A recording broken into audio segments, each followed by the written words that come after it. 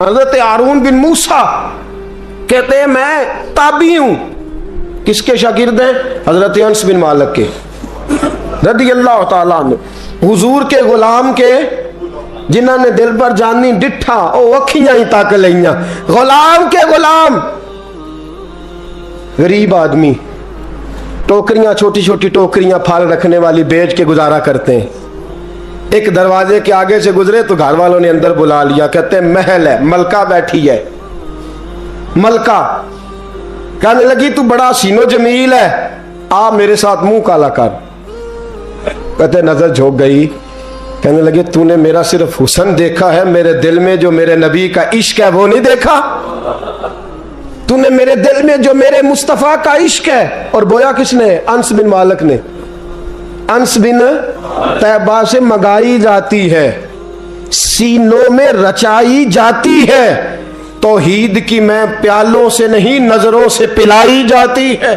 मैंने अनस बिन मालिक से फैज लिया मोहब्बत का। कहने लगी जितने पैसे तू कहेगा, इतने पैसे। जवानों, ना किसी गैर मुस्लिम बीबी के करीब जाना बिन निकाह के, सिर्फ पैसा इकट्ठा करने के लिए, सिर्फ जो है वो पासपोर्ट लेने के लिए, कागज बनवाने के लिए। ये देख नबी के मानने वाले कैसे होते। का ना तूने देखा नहीं हम कौन है? पाक रसूल के मानने वाले, पाक नबी का पाक कुरान पढ़ते हैं, पाक दीन है हमारा, जहन भी पाक, नजर भी पाक, अकीदा भी पाक, नजरिया भी पाक। अल्लाह ने हमारे सीने भी पाक रखे हुए हैं। खबरदार। उसने कहा अगर तू बात नहीं मानेगा तो सजा दूंगी। कहने लगे दे ले। उसने कहा अच्छा तू तब भी ना बाज आया तो बादशाह से कहूंगी इसने मेरी इज्जत पे हाथ डाला है। कहने लगे मैंने बाथरूम जाना है। छत पे चढ़े, सबसे ऊपर वाली। एक रवायत तो यह है कि बाथरूम ऊपर था, पखाना किया तो वजूद पे मल लिया, पखाना किया तो वजूद पे, और फिर छत से छलांग लगा दी। कहते हैं यूं जमीन पे आया कि जैसे मां गोद में उठा के बेटा जमीन पे नहीं रख देती। कहते हैं जल्दी से नलके के करीब गया, अपना वजूद धोया, आंख खोली तो सामने खूबसूरत चेहरा, नूरानी आंखें, खुशबू ही खुशबू। मैंने कहा आप कौन है? तो कहने लगे मैं याकूब का बेटा यूसुफ हूं, हजरत यूसुफ अलैहिस्सलाम हूं। पता है तुझे जमीन पे किसने रखा है? कहा नहीं। कहने लगे तू पाक जवानी वाला है, तू पाकीज़ा नजर वाला है, तू पाक सोच वाला है। हजरत जिब्रील पहले वही लेके आते थे, आज एक बार फिर जमीन पे आए हैं, पर पे बिठा के तुझे जमीन पे छोड़ गए हैं, पर पे बिठा के जमीन पे छोड़ गए हैं। और कहा आजा सीने से लग जा, तूने वो काम उम्मती होके किया है जो मैंने नबी होके किया था। आजा सीने से लग जा। सीने से लग गए। कहते ऐसी खुशबू आने लगी जो किसी के पास से नहीं आया करती थी। जिधर जाते लोग कहते ये तो खुशबुओं वाला बाबा है, खुशबुओं वाला बाबा। लोग कहते वो इंतकाल कर गए तो उनकी कब्र की मिट्टी से भी खुशबू आया करती थी। तिरमिजी की हदीस है। किफल बनी इसराइल का एक आदमी, मेरे रसूल पाक सल्लल्लाहु अलैहि वसल्लम फरमाते हैं बड़े ऐब करता, इस बीबी से चक्कर, उस बीबी से चक्कर, इस बीबी से राबता, उससे राबता, बुराइयां इतनी कि हद हो गई, ये नफसानियत गालब है उसके ऊपर। एक औरत आई, कहने लगी किफल बच्चे भूखे हैं, तू अमीर आदमी है, 60 दिनार चाहिए। कहने लगा तेरा रंग गोरा है, पहले मुंह काला कर। उसने कहा गरीब हूं, बच्चों ने मजबूर कर दिया है, तेरी मेरे। कहने लगा नहीं, पहले मेरे साथ मुंह काला करेगी। कहा अच्छा मैं रात को आऊंगी। औरत रात को आई।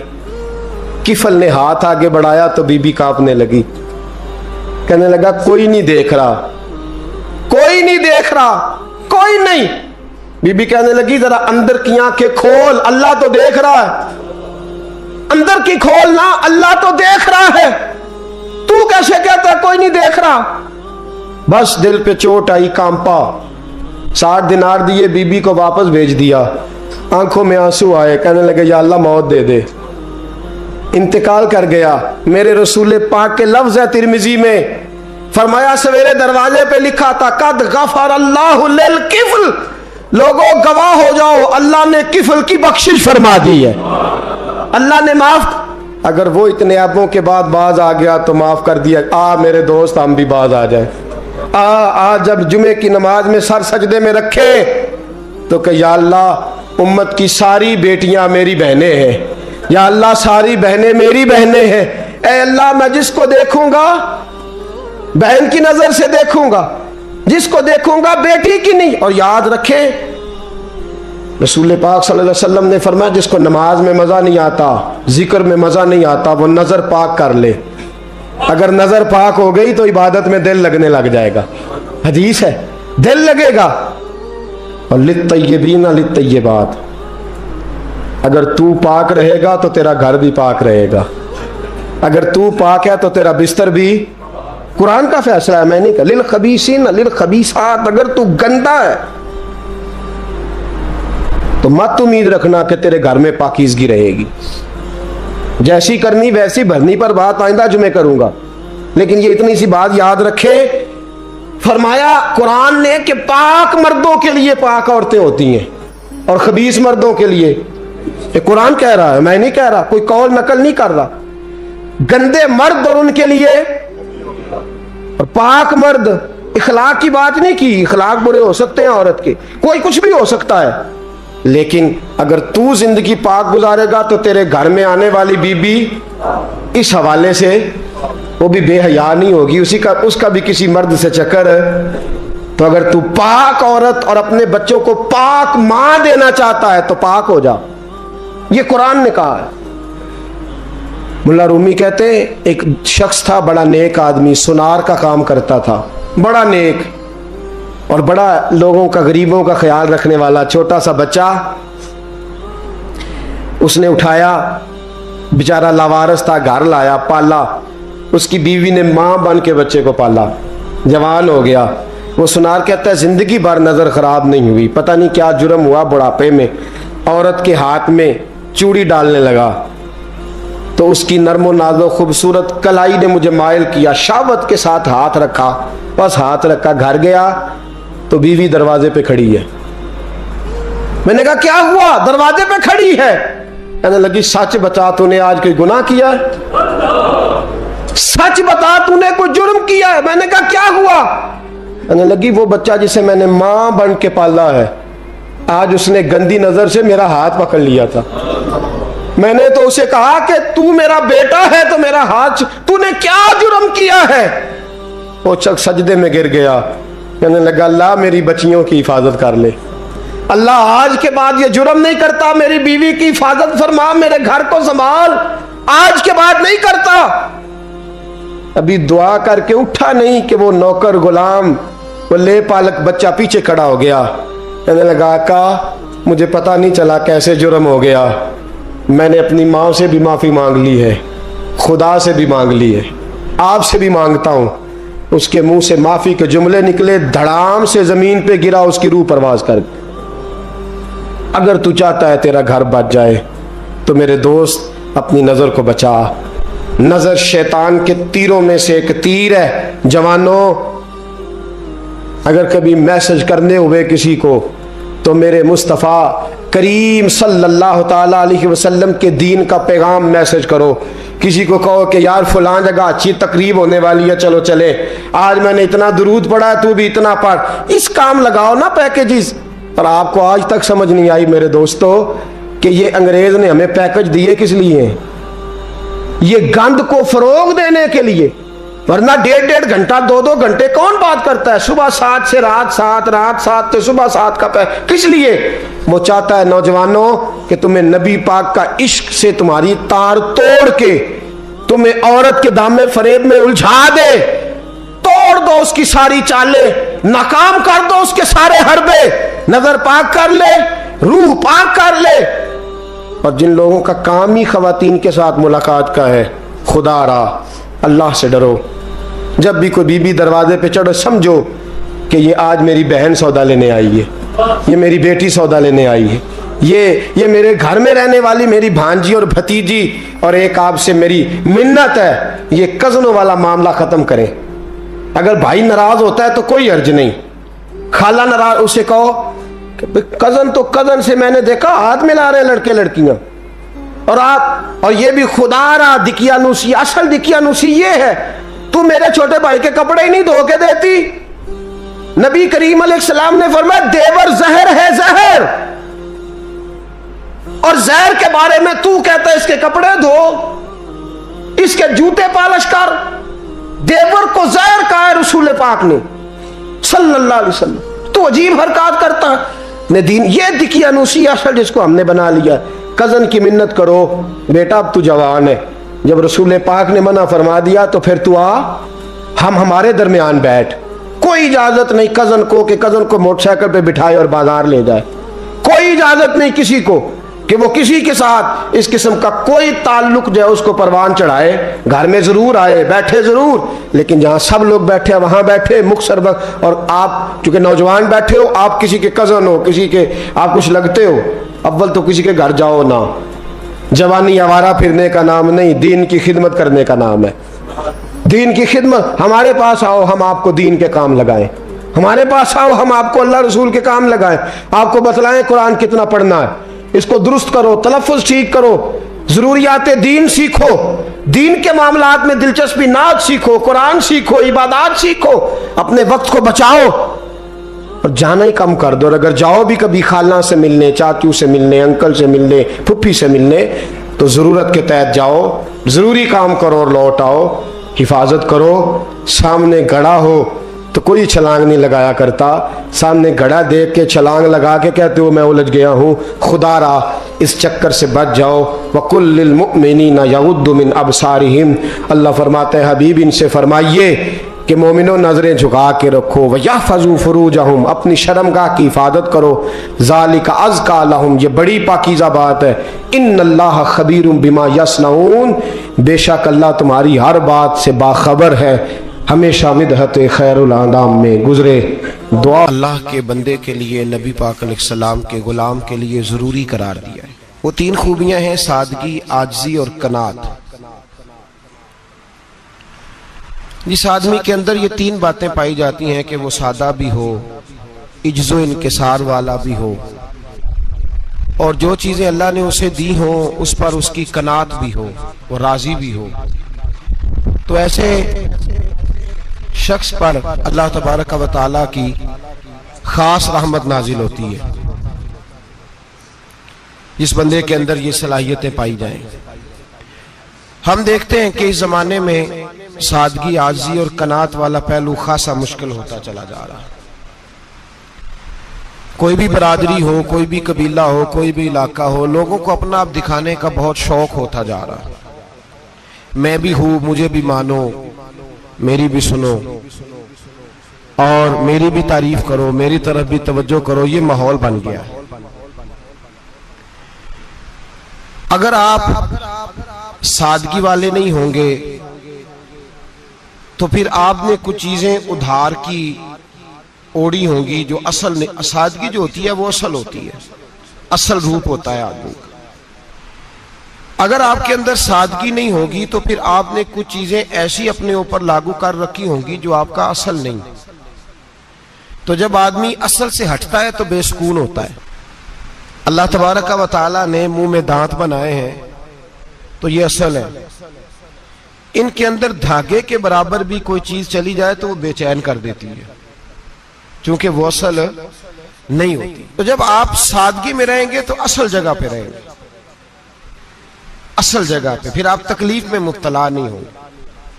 आजिज़ी का मतलब ये होता है कि आप अल्लाह के किसी बंदे को हकीर ना समझें, छोटा ना समझें, जलील ना समझें। एक होती है एहसासे कमतरी कि समझना कि मैं माली तौर पे मेरे पल्ले कोई शय नहीं है, देखो कितना, ये एहसासे कमतरी है। आजिज़ी ये होती है कि ये ना समझ ले बंदा कि मेरे अंदर सलाहियत ज्यादा है, ये कमी है, ये छोटा है, ये निकम्मा है, ये बिल्कुल गुनाहगार है, ये तकब्बुर है।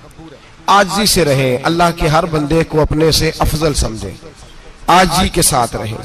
कनात ये है कि आपको जो अल्लाह ने दिया है समझे कि मेरा रब सबसे ज्यादा मेरे ऊपर ही मेहरबान है, उसने जो मुझे दिया है वो किसी और को नहीं दिया। ये शुक्र के तौर पर, तकब्बुर के तौर पे ये भी नहीं। कनात करें। आजिज़ी जब आपके अंदर होगी, सादगी होगी, तो जिंदगी इत्मीनान से गुजरेगी, सुकून से गुजरेगी। और आजिज़ी और सादगी का ये वाला तर्जुमा नहीं कि जिस बंदे ने मैले कपड़े डाले हो आप समझे कि ये बड़ा सादा आदमी है जी, हफ्ता आया नहाया नहीं तो सादा है। ये सादगी नहीं होती। नफासत तो हुसैन है इस्लाम का। नबी पाक सल्लल्लाहु अलैहि वसल्लम ने एक मालदार आदमी को फटे पुराने कपड़े पहने हुए देखा था तो हुजूर ने मना किया था। फरमाया अगर अल्लाह नेमत देता है तो बंदे पर उसका असर देखना भी पसंद फरमाता है। अच्छे कपड़े छोड़ दें तो आप सादा हो गए, ये मतलब नहीं। बहुत सारे गरीब लोग भी सादे नहीं होते, जो हर वक्त कहता रहता है मैं किसी चौधरी को कुछ नहीं समझता, तो वो सादा है। जो कहता रहता है कोई नहीं मेरी नजर में, मैं आप बड़ा सियाना हूं, फलाना बंदा आया तो मैंने लाजवाब कर दिया, दो बातें नहीं फिर वो कर सका आगे के, तो आप सादे। आप तो बड़े महान तेज आदमी है भाई, आप तो अपनी करामत सुना रहे। सादगी का मतलब है बेतकल्लफ जिंदगी, जिसमें कोई तकल्लुफ ना पाया जाए। जो बंदा हो वही वो बयान करे, ये सादगी है। ये सादगी के खिलाफ है कि आप जो नहीं है वो आप। मेरा एक तजर्बा है, इसको आप कुरान और हदीस का निचोड़ ना समझिएगा, मेरी जाती बात है तो इसको जादी रहने दीजिएगा। कभी कभी मैं परेशान होता हूं। आप किसी की दावत खाने जाए ना, वो अकीके की हो, वलीमे की हो, कोई भी हो, अच्छा जब आप खा लेते हैं ना तो फिर वो आदमी मुतालबा करता है कि आप उसकी तारीफ करें, फिर उसका ये मुतालबा होता है। वो बिल्कुल मेरी तरह का देहाती भी हो तो कहता मैं मुंडिया कल आख्या कि लियाओ फिर कोई कट्टा चंगा तगड़ा जिहा, अज जी आखन ना कि जनाब एदी दावत सी ते इस पकाए कुछ नहीं। वो फिर जिसले कट्टा एडा वधिया लिया के नाई अगे रखा तो उन्हें पहली बारी इंज दा वेख्या, उन्हें फिर बनाया कि कमाल कर छड़ी। मुतालबा क्या है उसका भला? तो आखे कि जिंज दी तुसां रोटी पकाई मैं कदे नहीं खादी। ये हर आदमी का मुतालबा, हर आदमी। जनाब मैं सवेरे गया हूं तो ताजी सब्जी स्पेशल आपके लिए मैं लेके आया हूं, और ये वो वाली लाया हूं जो मिलती नहीं थी पूरी दुनिया से, सिर्फ मुझे मिली है। तो ये आजिज़ी नहीं, ये सादगी नहीं, ये बनावट है। ये मैं अमीर गरीब, ये सारे लोग ये काम करते हैं, सारे। जो हम नहीं वो हम बन के दिखाते हैं, जो हम हैं नहीं वो हम बनते हैं। उसका नुकसान ये होता है कि जब वो चीज जो असल नहीं होती वो आती है तो तकलीफ देती है।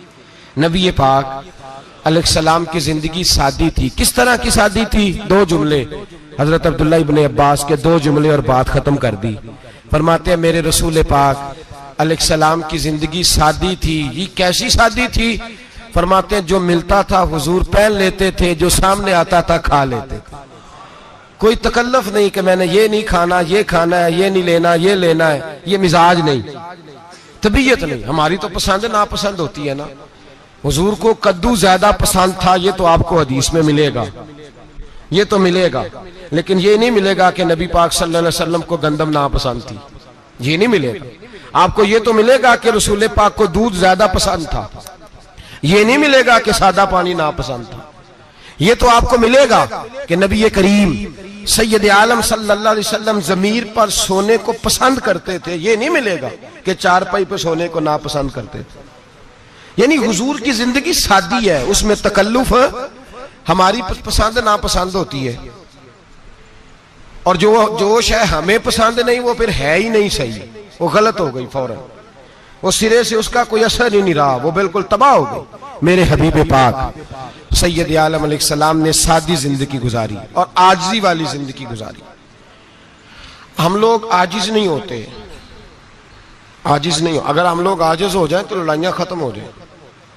हर खानदान में हर घर में लड़ाई है, इसका मतलब है कि आजिज़ी, जहां आजिज़ी होती है वहां लड़ाई नहीं होती, झगड़ा नहीं होता। हमारा भाई से, भतीजे से, भांजे से, बीवी से, ससुराल वालों से, रिश्तेदारों से, भाइयों से अगर इख्तलाफ चल रहा है और हर जगह चल रहा है तो सारी जगह तो गलतियां नहीं ना पाई जाती, कहीं हमारी भी गलती होती है। तो ये जो इख्तलाफ चल रहे हैं और सुलह नहीं हो रही, इसकी वजह यह है कि हमारे अंदर आजिज़ी इनकिसारी हो, तो फिर तो झगड़ा ही कोई नहीं। मेरे नबी पाक अलैहिस्सलाम की जिंदगी में आजिज़ी है, इनकिसारी है, इसलिए हुजूर ने कभी लंबी चौड़ी बातें नहीं सुनाई। सहाबा कहते हैं नबी पाक अलैहिस्सलाम तकरीर छोटी करते थे, नमाज लंबी पढ़ते थे। तकरीर, नमाज, हमारी बातें लंबी और नमाजें अल्लाह अकबर, उल्ट बिल्कुल सिलसिला। नबी पाक अलैहिस्सलाम ने सादगी, आजिज़ी को अपनाया। बहुत गरीब आदमी, बड़ा माड़ा बंदा जो 100 रुपया दिहाड़ी लेता है, और बाहर जब वो दिहाड़ी करने गया है तो वो शाम को जब उसने ना समेटा है ना वो सीमेंट और रेत और वो सारी चीजें, तो वहां वो झाड़ू फेर के आया है। फेरते हैं ना जी मजदूर झाड़ू, ये काम वो करने को तैयार है, पर अपने घर में आके झाड़ू देने को तैयार नहीं वो, इसलिए कि ये उसकी मर्दानगी के खिलाफ है। बाहर जब वो गया है, किसी होटल में काम कर रहा है, टाई पैंट कोट पहन के वो बड़ा अच्छा, वहां अगर उसको बर्तन धोने पड़े तो धो लिए, बल्कि अगर नाराज ना हो जाए बाहर रहने वाले साथी, तो ढेरों लोग बाहर जाके होटलों में बर्तन मांजते हैं, लेकिन वहां उनके रोब को, उनके नाम को कोई धब्बा लगता, लेकिन घर के अंदर जिस बर्तन में उन्होंने खुद रोटी खाई है, अगर उनको ये कह दिया जाए ना कि ये धो लो, तो फिर तो तलाक तक नौबत आ जाती है, फिर तो मसला खराब है। फिर तो हो सकता है कि बीवी की अम्मा की भी खैर ना हो, तुझे उसने सिखाया ही कुछ नहीं, मुझे ही तूने कह दिया उठ जा। ये हमारा हाल है, और है हम सारे आजिज़ मिस्कीन, है हम सारे माड़े गरीब, ये सारा अपनी जगह तय। लेकिन जहां डटना है, बल्कि यूं समझ लें कि जहां रोब ना चला वहां मिस्कीन हो गए, और जहां चल गया अब बादशाह हो गए। मेरे रसूल पाक सैयद आलम अलैहिस्सलाम का उसवा नूर सुनो, सैयदा तय्यबा ताहिरा हजरत आयशा सिद्दीका रदी अल्लाह ताला अन्हा फरमाती हैं, हुजूर घर में आते,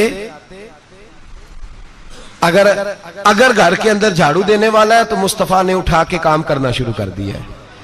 ये मामूली बात नहीं। अगर हजरत फातिमा ज़हरा की चक्की पीसने के लिए फरिश्ते आ सकते हैं, तो रसूल पाक के घर का काम करने के लिए भी आ सकते हैं, आ सकते हैं। लेकिन मेरे नबी पाक सल्लल्लाहु अलैहि वसल्लम घर में अपने कपड़े धो लेते, फट जाते तो हुजूर सी लेते। यहां तक कि हजरत आयशा फरमाती है, एक दिन हुजूर ने कहा खाना पकाओ, तो मैंने कहा कनीज आटा गूंद रही है।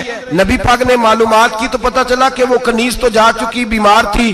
फरमाती है हुजूर ने अपने दस्ते मुबारक से आटा गूंदा, नबी पाक ने गूंदा, नबी पाक ने।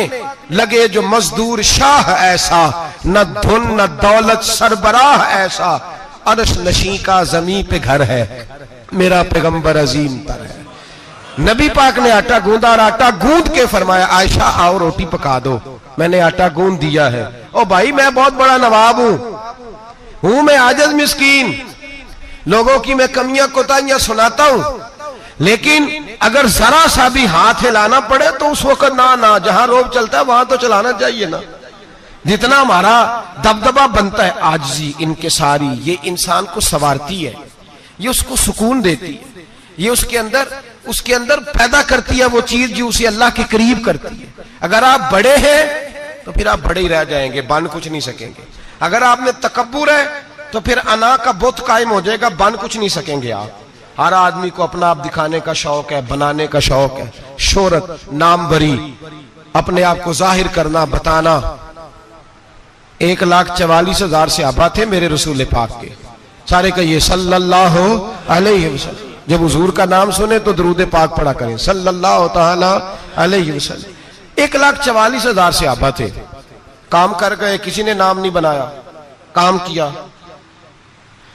शायद चंद 100 के नाम किताबों में मिलते हो, बाकियों ने काम किया, नाम पर तवज्जो ही नहीं। और कुछ ऐसे भी थे जो आए नहीं, बात मानी है मेरे नबी पाक की, हजरत वैसे करनी रदी अल्लाह, तशरीफ नहीं लाए, घर रह के वे हुजूर की बात मानी है। माँ की खिदमत करो, नहीं आए, खिदमत करी, तशरीफ नहीं लाए, घर रह के बात मानी। दर्जा क्या दिया मेरे रसूल पाक अलैहिस्सलाम ने? ड्यूटी लगाई मौला अली शेर खुदा की, हजरत उमर फारूक रदी अल्लाह ताला, फरमाया मेरा जुब्बा ले जाना, और मेरे अवैस से मिलना और उसे कहना मेरी उम्मत की बख्शिश की दुआ मांगे। भाई घर रह के बात मानी, कोई शोरा नहीं, कोई नाम नहीं। इमाम अब्दुल वहाब शौरानी कहते हैं करन के लोग उन्हें रोड़े मारते थे और उनसे पूछते थे तेरा नाम क्या है, तो जनाबे वैसे करनी फरमाते थे अगर तो कयामत में बख्शा गया तो नाम बता दूंगा, और अगर वहीं अड़ गया तो नाम से क्या रह जाएगा, यहां तो लिखा रह जाएगा। और फिर दुआ मांगी, इमाम शौरानी ने लिखा है दुआ मांगी हजरत अवैस करनी ने, ए अल्लाह मैंने जिंदगी छुप के गुजारी है, मुझे जाहिर ना करना। मैं सिरापा मखजन राज था और रहा था मुद्दतों राज में, ये तो तेरा शौक के दीद कशा कशा मुझे खींच लाया मजाज में। ए अल्लाह मैंने पर्दे में वक्त गुजारा है, अल्लाह मस्तुरना बिसुतरी कल जमील। ए अल्लाह बस मुझे पर्दों में रखना, पर्दों में उठ बुलिया चल उथे बसीए, जिथे बस देनी सारे ही अन्ने, ना कोई साडी जात पछाणे ना कोई सानू मन्ने। ए अल्लाह मुझे पर्दा दे, शोहरत नहीं चाहिए, मेरा नाम ना हो, कोई जाने कोई पहचाने ना, बस मैं तेरा हूं तो छुप के तेरे पास आ जाओ। इमाम फरमाते अल्लाह 70,000 फरिश्ते कयामत के दिन हजरत अवैसे करनी की शक्ल के पैदा करेगा और उन फरिश्तों के अंदर छुपा के जनाबे अवैस को अपनी और अपने महबूब की बारगाह तक ले जाएगा, चूंकि वो छुपे रहे, जरूरत नहीं। मैं सिरापा मखजन राज था, मैं तो रहा था मुद्दतों राज में, ये तो तेरा शौक के दीद कशा कशा मुझे खींच लाया मजाज में। शौक नहीं, मुझे भी पूछ लो, मेरा भी नाम ले लो। अब तो इस कदर ज्यादा अना का बुत आ गया, रोटी खिलाओ, जिसको खिलाई उसकी फोटो खींच के फेसबुक पे दो, पानी पिलाया तो पहले उसकी फोटो दे लो, अगर सलाम लिया तो पहले छोड़ दो यार, बस करो। ये अना के बुत बना लिया हम लोगों, किस चक्कर में पड़ गई है दुनिया। एक गरीब को 2, 4, 5 रुपए क्या दे दिए, एक आटे का थैले का दे दिया, 4 अखबारों में खबर दे दी, ये आजी है, ये तरीका है। अब तो लोग यहां तक रियाकारी करने लगे, नमाज पढ़ने के लिए आते हैं तो पहले फोटो खींच के आते हैं, जुम्मे की तैयारी करते हुए। बस कर दें, बस करें, कहीं रुकें, किसी जगह स्टॉप करें, अपने अंदर इंकिसारी पैदा करें। जो खत्म हो गया वो बच गया, जो अपने आप को बनाता रहा वो कभी बन ना सका। बचा वही जो रब की बारगाह में मिट गया। हमारी तो उम्र गुजर गई है अपने आप को तामीर करते, सारी जिंदगी गुजर गई। मेरा भी नाम लो, 30 साल में रह के आया हूं जी सऊदी अरब के फलाने महल्ले में, किसी से मेरा नाम पूछोगे तो पहुंच जाओगे। क्या होते थे आप वहां, क्या नाम पूछे, वहां तो बादशाहों के नाम अब कोई नहीं लेता, मिट गए, जो आए थे चले गए। गखड़ आना तो चौक से किसी से भी पूछ लेना, मैं भी होता हूं, क्या होते हो। यहां बड़े लोग थे जिनका तूती बचता था, खत्म हो गए। तू और मैं भी जाने वाले, और जमाना आएगा, मिटने के लिए दुनिया आई है। अगर दुनिया में खुद ब खुद अपने आप को मिटा के रखोगे तो अल्लाह इज्जत अता फरमाएगा। हम तो इतना खड़े हुए हैं कि बहनों से, भाइयों से, ससुराल से, रिश्तेदारों से कट गए हैं, इसलिए कि बुत नहीं टूट रहा अंदर का। मेरे नबी पाक सैयद आलम अलैहिस्सलाम के गुलाम बड़ा कुछ थे, पर उनकी जुबानों पे कभी कुछ होने का जिक्र नहीं आया। बड़ा कुछ थे वो, बड़ा कुछ थे। हजरत अबू बकर सिद्दीक रदी अल्लाह, बड़ा कुछ थे ना, क्या बात थी। मेरे मुस्तफा करीम सैयद आलम सल्लल्लाहु अलैहि वसल्लम ने फरमाया अबू बकर मेरा वो खलील है कि दुनिया में भी मेरा सज्जन है, कयामत में भी मेरा दोस्त होगा, दुनिया और आखिरत में वही अबू बकर है। महल्ले में 7 गरीब बच्चियां रहती हैं, वो कहती हैं हमारी बकरियां, बाप फौत हो गया, बकरियों का दूध धो दो। तो अबू बकर सिद्दीक बकरियों का दूध धोने चले जाते हैं, उनके घर का काम काज करके आते हैं। सैयदना उमर फारूक, मेरे नबी पाक अलैहिस्सलाम ने फरमाया फरिश्ते 950 साल मेरे उम्र की शान बयान करें तो खत्म नहीं हो सकती। इतना बड़ा शख्स उमर फारूक, इतना बड़ा आदमी। एक दिन ऐलान किया उमर फारूक ने, लोगों मस्जिद में आओ, बात करनी है। अमीरुल मोमिनीन का पैगाम है, सारे मस्जिद में आ जाए। खचाखच मस्जिद नबी सहाबा से भर गई, और ऐसा जब ऐलान होता था तो सहाबा दौड़ के आते थे। शायद को जंग है, शायद किसी ने हमला कर दिया है, शायद कोई नई बात है, दौड़े आए लोग। मस्जिद नबी खचाखच भर गई। सैयदना फारूक आजम रदी अल्लाह तआला अन्हु मिंबर पे बैठे। हजरत अब्दुर्रहमान इब्ने औफ रदी अल्लाह तआला अन्हु फरमाते हैं कि सहाबा तजस्सुस के देख रहे हैं कि पता नहीं किसी तरफ से पैगाम नहीं आ गया, कोई काफिर हमला नहीं करने लगा, अल्लाह जाने क्या हुआ है, बड़ी परेशानी है। उमर बैठे, अल्लाह की हम्द की, नबी पाक सल्लल्लाहु अलैहि वसल्लम पर दुरूद पढ़ा और फिर उमर फारूक बोले, फरमाने लगे, मैं जब मक्के में रहता था ना तो कभी घर में कहत आ जाता था, कभी कहत आता था घर में, बकरियों के दूध खुश्क हो जाते थे, गंदम नहीं मिलती थी, पानी नहीं होता था, तो फरमाया मेरी अम्मा मुझे खाला के घर भेज देती थी। कबीला बनु मखजूम, उस कबीले में मेरी खाला की शादी हुई थी तो वो मालदार लोग थे, उनके पास ज्यादा बकरियां, ज्यादा ऊंट, ज्यादा गायें, ज्यादा खेत थे। हजरत उमर फारूक फरमाने लगे, मैं उनके घर जाता तो मेरे खालू समझ जाते कि उमर को इसलिए भेजा गया है कि कहत आ गया है। फरमाते हैं वो मुझे सवेरे बकरियां चराने ले जाते, शाम तक मैं उनकी बकरियां चराता। अमीरुल मोमिनीन उमर, एक तरफ मसला यह है कि कैसर और किसरा की दीवारें हिल रही हैं उमर के नारों से, और इधर उमर मिंबर पे बैठ के खुतबे दे रहे हैं। फरमाते मैं बकरियां चराता, शाम तक खाला के घर जाके मजदूरी करता, और फरमाते शाम होती तो एक मुट्ठी किशमिश मुझे देते वो। आप फरमाते मैं बड़े कद वाला था, एक मुट्ठी किशमिश मिलती है, कभी एक मुट्ठी खजूरें, मैं शाम को खा के सो जाता। कई कई महीने यूं ही गुजरते तो मेरी अम्मा का पैगाम आता कि हालात सही हो गया, मेरे बेटे को भेज दो। ये बात कही, हजरत उमर रोने लगे और फिर कहने लगे, अब वो वक्त आया है कि लोग मुझे अमीरुल मोमिनीन उमर कह के पुकारते हैं। बस ये दो बातें की। उमर ने कहा, चलो जोहर का वक्त हो गया, अजान पढ़ो, उठो, नमाज पढ़े, उठो। अजान हुई, इकामत हुई, जनाब उमर ने नमाज पढ़ाई, लोग चले गए तो सैयदना अब्दुर्रहमान इब्ने औफ जराना था जनाब उमर से, बाजू पकड़ के कहने लगे, उमर सियाना बंदा यार तू, ये दो बातें सुनाने के लिए इतना मजमा इकट्ठा किया था, ये दो बातें कहने के लिए कि मैं खाला के घर जाके मजदूरी करता था तो एक मुट्ठी किशमिश मिलती थी, एक मुट्ठी खजूरें, ये कहने के लिए कि मैं बकरियां चराया करता था। तो हजरत उमर फारूक रदी अल्लाह ताला अन्हु फिर रोए, फिर आंखों में आंसू आए। कहने लगे, अब्दुर्रहमान आज ना मिस्र शाम से कुछ लोग आए थे और वो बता रहे थे कि उमर तेरा डंका वहां भी बड़ा बजता है। वो मुझे कह रहे थे तेरे नाम के वहां भी बड़े दबदबे हैं, बड़े तज़किरे हैं। तो मेरा नफ्स मुझे कह रहा था, उमर देखा देखा तू यहां बैठा है और वहां तेरे नाम का शोर हो रहा है, मुझे इसने बड़ा किया है। तो मैंने आज मुस्तफा के सारे गुलाम इकट्ठे करके अपनी औकात बता दी है। मैंने अपनी औकात बताई है कि मैं कुछ नहीं, कोई शय नहीं, कोई चीज ही नहीं, असी किसी दे कुछ नहीं जे लगदे, ना कोई साडा दर्दी। मैंने बताया है कि मैं तो किसी के बकरियां चरा के एक मुट्ठी किशमिश लेके गुजारा किया करता था। गुजारा मुझे मेरे कुछ साथी ना ले गए गुजरांवाला, सर्दियों के मौसम में मुझे कहने लगे स्वेटर पसंद कर ले अपनी मर्जी का। तो मैंने कहा यार मुझे तो वही मजा आता है जो मेरी अम्मा क्रोशिये से बनाया करती थी, वही वो पहले अब्बा पहनते थे, फिर वही स्वेटर बड़ा भाई पहनता था, फिर हमारे खाते में आ गया।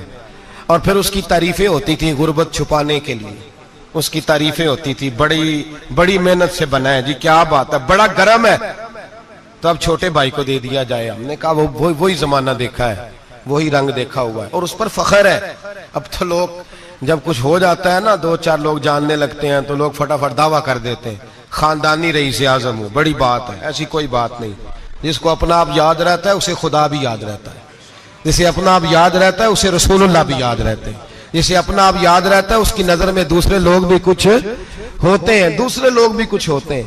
मैं उम्रे के लिए, हज के लिए जाता रहता हूँ, रब मुझे अपने फजल से बुला लेता है। तो मैं एयरपोर्ट से नीचे उतरा तो एक साहब मेरे जानने वाले थे, दौड़ के आए और मुझे कहने लगे क्या बात है, सुना है इस दफा आप सऊदी एयरलाइन से आए, सीधा मदीना शरीफ आए, क्या बात है आपकी। और मैंने कहा साहब छोड़ दें, मैं भी जब पहली दफा आया था तो मैं भी बड़ा घूर घूर के एयरपोर्ट देखता था, मैंने कभी देखा जो नहीं था, मैं बड़ा घूर घूर के देखता था, कोई ऐसी बात नहीं है, ये निजाम कुदरत है, बादशाह के फैसले हैं, वो जब चाहता है जिस तरह के चाहता है फैसले फरमा लेता है, तो ये उसके फैसलों की बात है। हम लोग ना जिस हैसियत पे होते हैं वहीं रह जाते हैं, पिछली बात भूल जाते हैं, इसलिए हम चाहते हैं जो भी हमें मिले झुक के मिले, जो भी आए, और ये मेरा आपका सबका मुश्तरका मामला है। मेरे नबी पाक सल्लल्लाहु ताला अलैहि वसल्लम ने सहाबा से पूछा, तुम्हें बताऊं जन्नत के बादशाह कौन होंगे? जन्नत के आम लोग नहीं, जन्नत के, बोलिएगा जरा, जन्नत के अल्लाह बादशाह। जन्नत में तो जाना बड़ी बात है, और हुजूर जन्नत का भी बादशाह। इब्ने माजा में लफ्ज है। तुम्हें पता है जन्नत के बादशाह कौन होंगे? तो मेरे मुस्तफा करीम सल्लल्लाहु ताला अलैहि वसल्लम के गुलामों ने कहा हुजूर हमें नहीं पता। तो हुजूर ने फरमाया जन्नत के बादशाह वो लोग होंगे जिन्हें दुनिया में कोई भी नहीं जानता था, जिनके कपड़े सादे होते थे, जो गरीब लोग होते, जो सिफारिश करते थे तो उनकी कबूल कोई नहीं करता था, जो किसी के साथ जाते थे तो उनको मानता कोई नहीं था। वो जन्नत के बादशाह होंगे, बादशाह। और फरमाया क़यामत के दिन जब लोग उन्हें देखेंगे तो उन पर फख्र करेंगे, रश्क करेंगे, कहेंगे क्या बात है तुम्हारी, यहां तो शौक ही बड़ा है। गरीबों ने भी पोस्टर बनाए हुए हैं, डाकुओं, लुटेरों, चोरों की तस्वीरों के साथ लगवाए हुए हैं, अपने आप को बड़ा करने के लिए। आजी इख्तियार करें, आजी इख्तियार करें, अपने आप को मिटाने की कोशिश करें। रब करीम के बंदे आगे बढ़ बढ़ के अपना आप दिखाते नहीं। बड़ा शौक है, पहले फोटो खिंचा लो, बाकी बातें बाद में होंगी, पहले वीडियो बना लो, बाकी कुछ और बाद में होगा। पहले अब तो परसों तरसों मुझे एक मौलाना कहने लगे कि आपसे मैंने, वो यहाँ जुमा पढ़ने आते हैं कभी कभी, मेरे दोस्त हैं, कहते हैं आपसे मैंने सुना था कि अगर कोई उस नबी पाक का फरमान है, अगर कोई नजराना दे तो उसको ले लो, अगर कोई तोहफा दे तो उसको, हुजूर ने फरमाया ले लो अगर तुम्हें को देता है, अपनी मर्जी से, मांगना मना है, खुद दे दे तो ले लो, वरना एक वक्त आएगा तुम मांगोगे तुम्हें मिलेगा नहीं, जब को दे दे तो ले लो। कहने लगे आपने कहा था को दे दे, तो उस वक्त से मैं कोई सूट देता है मुझे मेरी मस्जिद का नमाजी तो मैं ले लेता हूं, कोई मुझे कोई और शय देता है तो मैं आपसे सुन के, तो अगर मेरी मस्जिद का नमाजी सूट पकड़ाते साथ फोटो भी खींचे तो फिर मेरे लिए क्या हुक्म है? वो खुशबू की डब्बी देते हुए साथ फोटो भी खींचे, फिर मेरे लिए क्या हुक्म है? कहने लगे रमजान में ये हाल हुआ है कि लोग कपड़े दे रहे थे और फोटो खींच रहे थे, क्या चक्कर है, कहां चले गया? गरीब आदमी की इज्जत नफ्स को कुचल डाला पकड़ के। एक जोड़ा साल के बाद इमाम को दिया, उसकी भी तस्वीर खींच के फेसबुक पे दे डाली। ये हमारी आजिज़ी है, ये हमारा प्यार है, ये हमारा अंदाज है। भाई ये हम गलत रास्ते पे, गलत डगर पे चल निकले, हमें वापस आना पड़ेगा। मेरे नबी पाक अलैहिस्सलाम ने आजिज़ी को पसंद किया। हुजूर शोहरत से, नामवरी से दूर रहते, नबी पाक अलैहिस्सलाम ने आजिज़ी, इनकिसारी और सादगी और कनात इनको अपना के रखा, सीने से लगा के। ये नहीं कि माल नहीं आया, बहरीन से लाखों दिनार आए हुजूर के जमाना ज़ाहिरी में, तबूक के बाद फतुहात हुई तो लाखों दिनार आए, लेकिन हजरत आयशा कहती है हमारे घर में 4 दिन के बाद ही रोटी पकी है, हमने एक वक्त ही खाना खाया, लाखों रुपया आया है, पर हमारे घर के अंदर जो खाना आया है वो सिरका ही आया है। हमने रात अगर रोटी बच गई है तो सवेरे उठ के रात वाली खाई है। हमारे घर के अंदर वही हालात रहे, इसलिए कि मेरे नबी पाक अलैहिस्सलाम ने फरमाया मैं तुम्हारी दुनिया से हासिल करने नहीं आया, मैं तो मुसाफिर की तरह वक्त गुजारने आया। हम ज्यादा के चक्कर में निकले तो बड़ा कुछ कुचल के आ गए। बड़ा कुछ आजी जब पैदा होती है, इनकिसारी जब पैदा होती है, जब तवाज़ो आती है, फिर इंसान बनता है, फिर वो समझता है, फिर उसके अंदर तब्दीली आती है, फिर वो। और बुजुर्ग फरमाते हैं आजी वाले को नमाज में भी लज्जत आती है, वरना तो किसी ने पूछा था, एक शायर इस्लामाबाद में रहते थे, तो उनसे किसी ने पूछा कि आपका शहर किस तरह का है? उन्होंने कहा मेरा उस शहर अदावत में बसेरा है जहां लोग सजदों में भी लोगों का बुरा सोचते हैं। मेरा उस शहर अदावत में बसेरा है जहां लोग सजदों में भी लोगों का, नमाज पढ़ते हुए कहते हैं देखो कितनी बू आ रही है इससे, कपड़े नहीं बदल के आया, नमाज पढ़ते हुए भी साथ वाले के बारे में बुरा सोच रहे। जब आजी सैयद अहमद कबीर रिफाई रहमतुल्लाह ताला अलैह, ये सिलसिला रिफाइया के शेख हैं, आला हजरत रहमतुल्लाह अलैह ने इनकी बड़ी तारीफ लिखी है फतावा रज़विया में। मिस्र के अंदर सिलसिला रिफाइया और शाज़लिया, बहुत सारे लोग इस सिलसिले में मुरीद हैं। सैयद अहमद कबीर रिफाई इतने बड़े सूफी थे कि मेरे मुस्तफ़ा करीम सल्लल्लाहु अलैहि वसल्लम के रोजे पर हाजिरी देने गए। नबी पाक की बारगाह में हाथ दुआ करें, अल्लाह हम सबको वहां हाजिरी नसीब फरमाए, अल्लाह हम सबको बार बार ये मौके अता फरमाए। सैयद अहमद कबीर रिफाई हाजिरी देने गए तो जब नबी पाक के गुम्बद पे पहुंचे तो कहने लगे या रसूलल्लाह मैं कब्र देखने नहीं आया, मैं तो दीदार करने आया। हुजूर ये तो ज़ियारत में करता रहता था, दीदार करने आया। ये कह के रोने लगे। इतनी देर रोए कि मेरे मुस्तफ़ा करीम ने अपना दस्ते मुबारक कब्र से बाहर निकाल दिए। हाथ मुबारक बाहर आया और 10,000 लोगों ने देखा। कितने लोगों ने? अब यहां भी लोगों को शक होगा जी कैसे बाहर आया, तो बुखारी सुना देता हूं, मसला जरा हल हो जाए। मस्जिद नबी की तामीर हो रही थी। तामीर तो कहते हैं कि दीवार नहीं, तामीर करते वक्त ना एक दीवार गिरी, ये बुखारी के लफ्ज है। दीवार गिरी तो एक पैर बाहर आ गया। पैर को देखा तो कहते हैं हाथ रखते थे तो उसमें बिल्कुल ऐसे था जैसे खून साइडों पे हो गया, बिल्कुल जिंदा। शोर हो गया कि ये नबी पाक का कदम मुबारक है, हुजूर का। बहुत सारे लोग इकट्ठे हुए, उलमा को बुलाया, पैर देखा तो कहने लगे नबी पाक का नहीं, ये तो सैयदना फारूक आजम का है। जब ये कहा ना फारूक आजम का है तो फिर एक शोर उठा कि ये हाल है उनके गुलामों का, तो सरकार का आलम क्या होगा। ये हाल है उनके गुलामों का तो फिर सरकार का आलम। ये बुखारी है। तो जिंदा है वल्लाह, तो जिंदा है वल्लाह, मेरी चश्मे आलम से छुप जाने वाला। सैयद अहमद कबीर रिफाई इतने बड़े, नबी पाक सल्लल्लाहु अलैहि वसल्लम ने दस्ते मुबारक बाहर निकाला, 10,000 लोगों ने देखा। किसी ने हजरत सैयद अहमद कबीर रिफाई से पूछा कि बाबा इतना बड़ा दर्जा, इतना बड़ा मकाम कैसे मिला?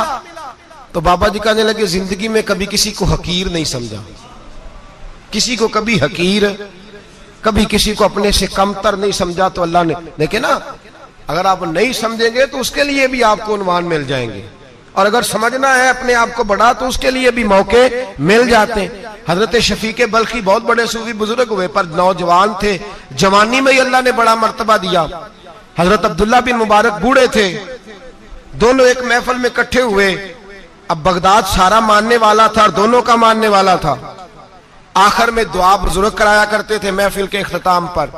हजरत शफीक बल्खी जनाब अब्दुल्ला बिन मुबारक से कहने लगे आप दुआ करें,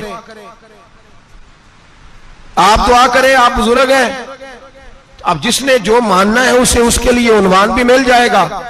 हजरत सैयदना अब्दुल्ला बिन मुबारक कहने लगे बेटे तू दुआ कर, तेरी उम्र थोड़ी है, तेरे गुनाह भी थोड़े हैं, तेरी उम्र थोड़ी है, तेरे गुनाह भी थोड़े हैं। तो सैयदना शफीक बल्खी कहने लगे नहीं हुजूर आप दुआ करें, आपकी उम्र ज्यादा है तो नेकियां भी तो ज्यादा ही है ना, नमाजें भी तो आपकी ज्यादा है ना, रोजे भी तो ज्यादा, रमजान भी तो आपकी उम्र में ज्यादा है ना, आज भी तो आपने ज्यादा। अगर आपने किसी को अपने से बड़ा समझना है तो उन्वान आपको मिल जाए, छोटा समझना है तो उसके लिए भी उन्वान आपको। बात तो ये है कि आप क्या करना, अगर आप किसी को हकीर समझना चाहते हैं तो बात खत्म हो गई। सैयद अहमद कबीर रिफाई फरमाते जिंदगी भर कभी किसी को हकीर नहीं समझा। अल्लाह की सारी मखलूक की क्या बात है। अल्लाह कुरान में कहता है इन्नल्लाह ला यस्तही अन यदरिब मसलन मा बऊदतन फमा फौकहा। अल्लाह शर्म नहीं करता कि एक मच्छर की मिसाल बयान करे या उससे भी कमतर। अल्लाह मच्छर की बात करता है इतना बड़ा होके, वो कहता है मैं करूंगा, मेरी मखलूक जो है मेरी तो हजरत अहमद कबीर रिफाई फरमाने लगे मैंने कभी किसी को हकीर, बोलिए कभी किसी को हकीर। हम लोगों के पास उन्वान बड़े हकीर समझने के लिए, हम समझ लेते हैं। अमीर आदमी कहता है गरीब मेहनत क्यों नहीं करता, मेहनत करे अमीर हो जाएगा। उन्वान हुआ कि ना तनकीद करने का। 4 बच्चे हैं, करें कमाई, अमीर हो जाएंगे। अब वो हकीर समझ रहा है गरीब को, गरीब भी अमीर को हकीर समझता है। वो भी कहता है जो इसने कमाया सारा ही हराम है, जायज एक पैसा नहीं, उसने भी हकीर समझ लिया। यानी वो ये कह रहा है कि मैं हलाल खाता हूं, ये अमीर हराम खाते हैं, तो बात खत्म हो गई। उसने भी हकीर समझ लिया, इसने भी हकीर समझ लिया। अब उन्वान ही था ना, अगर उन्वान बदल लेते तो बात बन जाती। अमीर अगर ये कहता कि मैं इस गरीब की मदद करूंगा इसलिए कि पैसे मेहनत से नहीं मिलते, खुदा के फजल से मिलते हैं, तो वो ये ना कहता कि ये मेहनत करता तो आगे चला जाता। और गरीब अगर समझता इस बात को तो ये ना कहता अमीर सारे हराम ही खाते हैं, वो कहता भाई रब ने जो मेरे लिए पसंद किया मुझे दिया, जो इसके लिए पसंद किया इसे दिया, बात खत्म हो गई, झगड़ा खत्म। उन्वान तो मिल जाएगा आपको, मुस्बत भी और मनफी भी। तो अच्छी बात नहीं कि मुस्बत इख्तियार करें। सैयद अहमद कबीर रिफाई कहते मैं गुजर रहा था, एक दिन मेरे साथ ऐसा हुआ कि मैं गुजर रहा था खेत के अंदर से, इधर भी पानी था इधर भी पानी था। होता है ना पानी पानी होता है फसलों में कई दफा। कब होता है ज्यादा पानी? नहीं, जो कद्दू करी रहे जी। वो जब कद्दू करते हैं ना तो दोनों जाने पानी भरा होता है ना जी, वो ट्रैक्टर भी पानी में चलता है। मैं पेंडू हूं ना, मुझे ज्यादा पता है तो क्या हालात होते हैं। तो वो इधर भी पानी इधर भी पानी, तो दरमियान में से वो मुंडेर होती है छोटी सी, वाटा खीदा अपनी जुबान है। तो कहते इधर भी पानी था इधर भी पानी था। सैयद अहमद कबीर रिफाई कहते हैं मैं गुजर रहा था, असर की नमाज का टाइम हो गया, मैं जल्दी जल्दी जा रहा, सामने से कुत्ता आ गया। इंसान अशरफुल मखलूकात है, लेकिन वो अल्लाह का शुक्र करेगा कि उसने मुझे अशरफ बनाया है। ये नहीं कह सकता कि ये मखलूक हकीर है, ये बुरी है, ये नहीं कह सकता। शुक्र करे कि मुझे अल्लाह ने अशरफुल। सैयद अहमद कबीर रिफाई कहते कुत्ता आ गया सामने से। अब कुत्ता आया तो मुझे जल्दी थी, कुत्ता भी भीगा हुआ था। अब मेरा दिल करे कि कुत्ता नीचे उतरे तो मैं गुजरूं, कुत्ता खड़ा है कि ये साइड पे हो तो मैं गुजरूं। कहते हैं देर हो गई तो मुझे डर लगता था, मैंने कभी कुत्ते को भी नहीं झिड़का था, कभी कुत्ते को भी, अपनी इतनी हैसियत ही नहीं, झिड़का ही नहीं कभी किसी को। आप फरमाते हैं देर हो गई तो मैंने कहा या अल्लाह, हजरत सैयद अहमद कबीर कहते हैं मैंने कहा या अल्लाह इस कुत्ते को जुबान ही दे दे, मैं इसे कुछ समझा ही दूं, इसे जुबान ही दे दे, तू तो कादर मुतलक है। उसे जुबान दे दी। तो मैंने कुत्ते से कहा नीचे उतर जा, मैंने नमाज पढ़नी है। तो कहने लगा बाबा जी आप उतर जाए, आप उतर जाए, आप उतर जाए, मैं क्यों उतरूं। तो सैयद अहमद कबीर रिफाई कहते हैं मैंने उससे कहा कि बात यह है कि मेरे ऊपर नमाज फर्ज है, तेरे ऊपर फर्ज नहीं, तो मैंने नमाज पढ़नी है। अगर मैं खेत में उतर गया तो कीचड़ है, मेरे कपड़ों को मिट्टी लग जाएगी, पता नहीं पानी पाक है कि नापाक है, तो तू उतर जा, तेरे ऊपर नमाज नहीं फर्ज, तो मुझे जाने दे। तो सैयद अहमद कबीर रिफाई कहते हैं उसने ऐसी बात की कि मेरे ऊपर वजह तारी हो गया।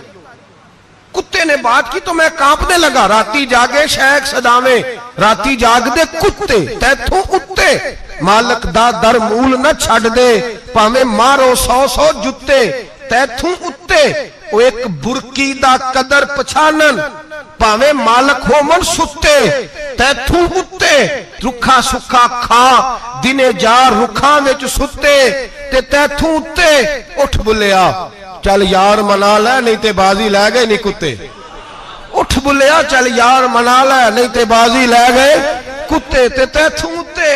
सैयद अहमद कबीर रिफाई कहते हैं वो मुझे कहने लगा आप उतर जाए। तो मैंने कहा भाई मेरे ऊपर नमाज फर्ज है, तेरे ऊपर फर्ज नहीं, तू उतर जा, मेरे कपड़े आलूदा हो जाएंगे तो क्या करूंगा।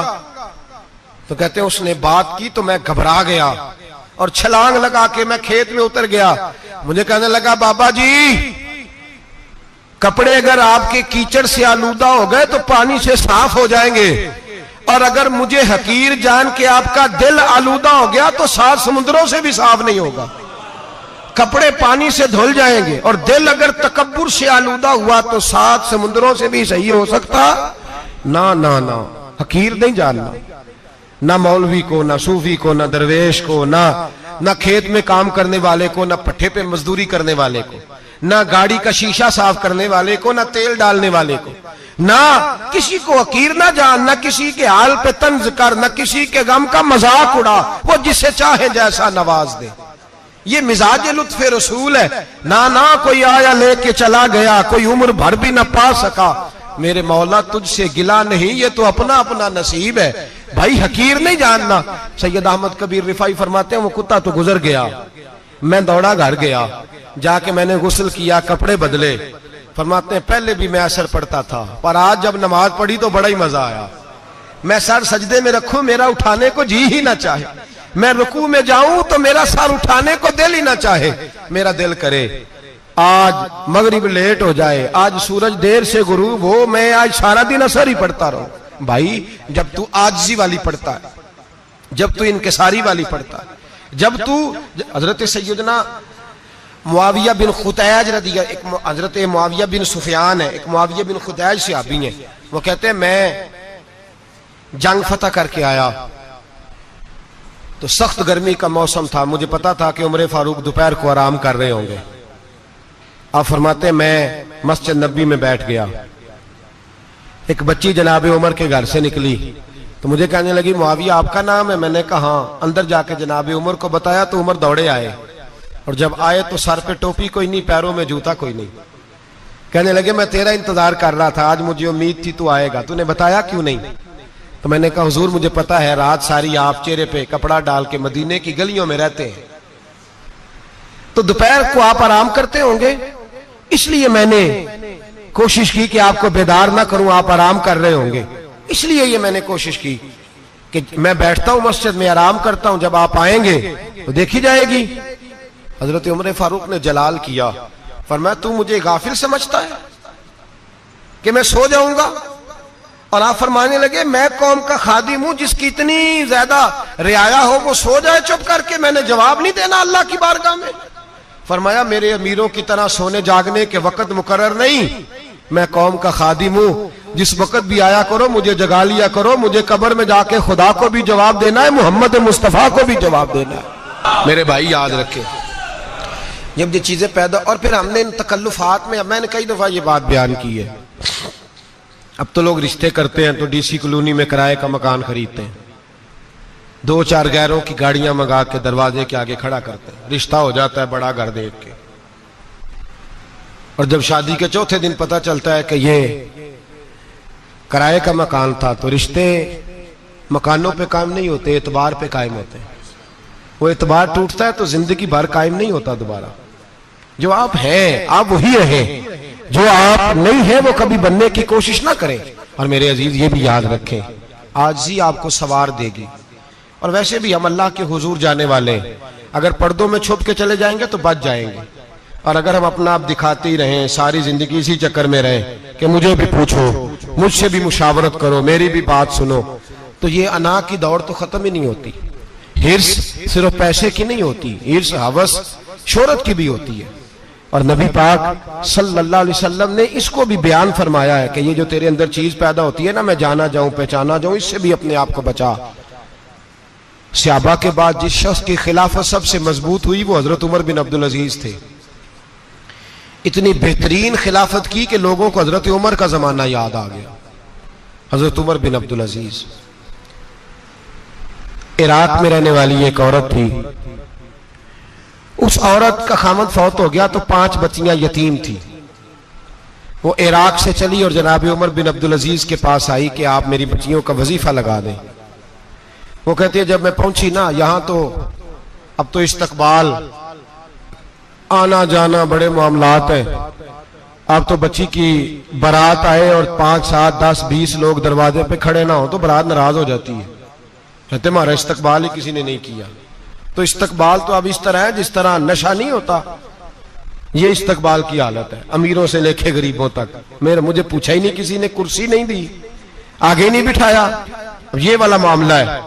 और मैं मेरी तरह के लोग, नेक लोगों की बात नहीं करता। अब तो हम देखते हैं फला मौलाना का इस्तकबाल हो रहा है, फला के लिए लोग खड़े हो रहे हैं, नारे लग रहे हैं, और अब तो मैं देखता हूं ऐसे ऐसे हाथ लहराते हैं सूफी और दरवेश कहलाने वाले, जैसे सियासी लीडर लहराया करते।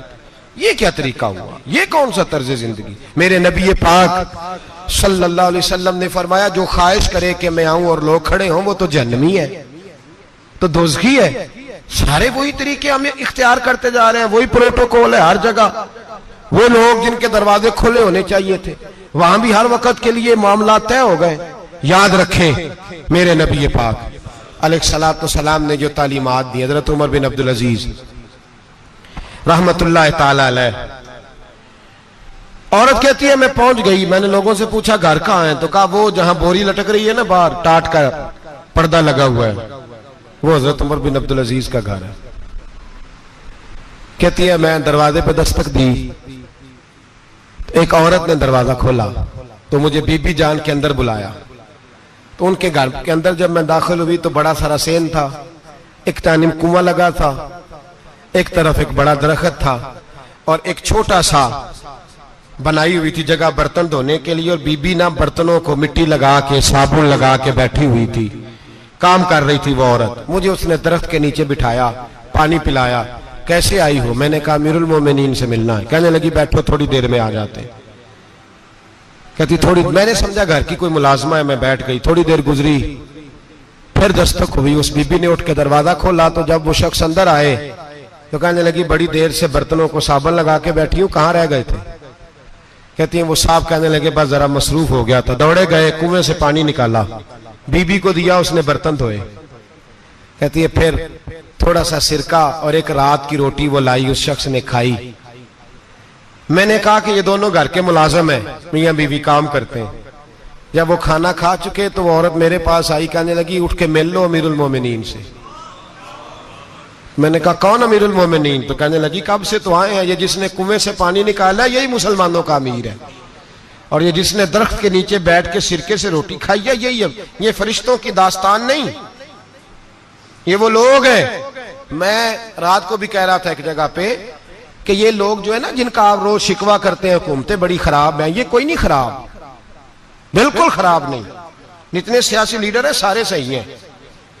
खराब वो लोग हैं जो इन्हें वोट दे के लीडर बनाते हैं, बिल्कुल खराब नहीं। मैं तो इनके हक में होता जा रहा हूं। नाराज हो गए ना आप लोग? अल्लाह करे तुसी हो जाओ तो अगले इलेक्शन च सियाने भी हो जाओ, आमीन तो कह दे। मैंने कोई मशवरा नहीं देना, इसलिए कि मेरी नजर में कोई ऐसा शख्स नहीं जिसके लिए मैं आपसे कह सकूं कि वोट दें। और हम तो ऐसी बात करें तो कई लोग नाराज होकर चले जाते हैं, लेकिन कोई परवाह नहीं, इसलिए कि ये दीन, मेरे नबी पाक का दीन सिर्फ मस्जिद का दीन नहीं। इंशाअल्लाह आइंदा जुम्मे नजरिया पाकिस्तान बयान करूंगा और बताऊंगा कि पाकिस्तान का मतलब क्या, ला इलाहा इल्लल्लाह मुहम्मदुर रसूलुल्लाह सल्लल्लाहु अलैहि वसल्लम। हुजूर का जो कुरान नाफज होगा मस्जिद में, वो कुरान कचहरी में भी नाफज होगा इंशाअल्लाह। और वो कुरान नाफज होने आया है, असेंबलियों में वही कुरान नाफज होगा इंशाअल्लाह। और यही चिराग जलेगा तो रोशनी होगी। बयान करेंगे और डट के बयान करेंगे, आपको बताएंगे। बस जो बात समझा रहा हूं फिल वक्त वो समझे। मुजरम वो नहीं जो बड़ा बन के लूटता है, मुजरम वो है जो उसको सपोर्ट करता है, जिसने उसे बड़ा बनाया है। ये याद रख लें, हमारी कोई बचत नहीं होगी, हमसे पूछा जाएगा। हम सारे कचहरी में खड़े होंगे, अल्लाह सवाल करेगा कि तुम बताओ तुम इनके मददगार क्यों बने थे, तुम सपोर्ट क्यों करते थे, ये पूछा जाएगा और हमने जवाब देना है। बहरहाल आम दाम बरसरे मतलब जनाब उमर बिन अब्दुल अजीज रहमतुल्लाह अलैह के वो बीबी गई तो कहने लगी कि ये अमीरुल मोमिनीन ने कहा, वो उठ के हाजिर हुई, कहा हुजूर मैं इराक से आई हूं, मेरा खामद फौत हो गया, मेरी 5 बेटियां हैं, वजीफा लगा दे। वो बीबी कहती है मेरा दिल था कि यतीम बच्चियों का 100 दिनार साल का लगा देंगे तो बड़ी बात है। कहती है जब मैं उनके पास गई तो हजरत उमर बिन अब्दुल अजीज को बताया तो वो रोने लग गए और मुझसे माफियां मांगने लगे। मैंने कहा हुजूर आप क्यों माफी मांगते हैं? तो कहने लगे इसलिए माफी मांग रहा हूं कि तू मेरी रियाया में थी और तेरी 5 बच्चियां यतीम थी, तुझे खुद चल के आना पड़ा है। मेरा काम था तेरी खबर लेता, माफ कर दे अल्लाह की रिजा के लिए। उन्होंने वजीफा लिखना शुरू किया तो मेरी एक बच्ची का 1000 दिनार साल का लिखा। मैंने कहा अल्लाह तेरा शुक्र है। फिर दूसरी बच्ची का 1000 लिखा तो मैंने कहा अल्लाह तेरा शुक्र है। तीसरी का 1000, चौथी मैंने कहा शुक्र है। जब चौथी का लिखा तो मैंने कहा अल्लाह आपका इकबाल बुलंद करे, अल्लाह आपको हमेशा इसी तरह फलता फूलता रखे। कहते हैं जनाब उमर बिन अब्दुल अजीज ने कलम रख दिया, फरमाने लगे मैं 5वीं का वजीफा नहीं लिखूंगा, 4 बहनों से कहना बांट के इसे भी दे दें। कहा हुजूर क्यों? आप फरमाने लगे जब तक तू अल्लाह का शुक्र अदा कर रही थी मैं भी रब से जुड़ा हुआ था और अल्लाह से डर के लिख रहा था। अब तूने मेरी तारीफ की है, अब मेरी जात आ गई है, अब मैं अगर ये वजीफा लिखूंगा तो इससे अल्लाह राजी नहीं होगा, इससे मेरे नफ्स में रिया पैदा होगी। अब मैं 5वीं का नहीं लिखूंगा, जा और जाके इराक के गवर्नर को दे। बीबी कहती है मैं घोड़े पे बैठी और मैं चंद दिनों के बाद इराक पहुंची। जब सवेरे आके मैंने वालिए इराक को रुका दिया तो वो चीख मार के रोया। मैंने कहा क्या हुआ? तो कहने लगा बीबी आज रात को हजरत उमर बिन अब्दुल अजीज का इंतकाल हो गया, फौत हो गए, तो इंतकाल कर गए। कहती मैं भी तड़प के रोई। मैंने कहा मेरी यतीम बच्चियों का क्या बनेगा? तो वो गवर्नर कहने लगा तेरे वजीफे जारी रहेंगे, तुझे मिलते रहेंगे। तो कहने लगी कैसे? कहने लगा मैं अगर तो गवर्नर रहा तो तेरा वजीफा जारी रहेगा और अगर गवर्नरी से उतर भी गया तो मैं जाती तौर पे मालदार हूं, फिर भी तेरी बच्चियों के माहाना पैसे पहुंचते रहेंगे। मैंने कहा तू क्यों देगा? कहती वो रो पड़ा। कहने लगा अगर अमीर हजरत उमर बिन अब्दुल अजीज जैसे हो तो फिर अल्लाह गवर्नरों के दिलों में भी रहम डाल दिया करता है, फिर मेरे जैसे लोगों को भी वो बदल देता है। हजरत उमर बिन अब्दुल अजीज घर आए, 3 बेटियां थी, एक को आवाज दी, वो आई तो उसने मुंह पे हाथ रखा है। दूसरी को आवाज दी, वो आई तो मुंह पे हाथ रखा है। तीसरी को आवाज दी तो मुंह पे हाथ रखा है। आपने अपनी बीवी से कहा कि ये बच्चियां मुंह पे हाथ क्यों तीनों ने रखा हुआ, क्या बात है? तो बीबी रो पड़ी, कहने लगी 4 दिन हो गए मेरी बेटियां प्यास से रोटी खा रही हैं। 4 दिन हो गए, उनके मुंह से बदबू आती है, इसलिए वो आपके सामने आती हैं तो मुंह पे हाथ रख लेती हैं। 4 दिनों से बीबी रो रही है। हजरत उमर जलाल में आ गए। आप फरमाने लगे, तू ये रो रही है, तू रोई है, तूने मेरे घर में रह के अल्लाह की नाशुक्री की है, तू शुक्र अदा नहीं करती कि 3 वक्त प्याज और रोटी तुझे घर की 4 दीवारी के अंदर मिल जाता? रो रही है? और मैं आ मेरे साथ बाहर निकल, तुझे वो लोग दिखाऊं जो झोपड़ियों में रहते हैं और मांग के खाते हैं। आ तुझे दिखाऊं। इतनी नाशुक्री कि घर के अंदर प्याज पहुंच रहा है, रोटी पहुंच रही है और तू कहती है मेरी बेटियां प्याज से खाती हैं, शुक्र कर फाके नहीं काटने पड़े। फिर अगले लफ्ज कहे तो रो पड़े। फरमाने लगे, मैंने तो मुस्तफा के वो हालात भी सुने हैं जिसमें कई दिन बीबी फातिमा ने फाके किए। तू घर के अंदर प्याज पहुंच रहा है, तो अभी भी सादगी, आजिज़ी और कनात नेमत थी इन लोगों की। हमारे यहां रोज शिकवा है, किस बात का? गाड़ी कोई नहीं। रोज रोना है, किस बात का? बंगला कोई नहीं। रोज रोना है, किस बात का? बैंक बैलेंस कोई नहीं। 10 जोड़े क्यों नहीं ईद पे आए? और ये सिर्फ औरतों का मसला नहीं, हमारे अंदर भी ये बात बदर्जे औला। हम रोज अपने आप को मिस्कीन कहते हैं, गरीब कहते हैं, लाचार कहते हैं, मजबूर कहते हैं।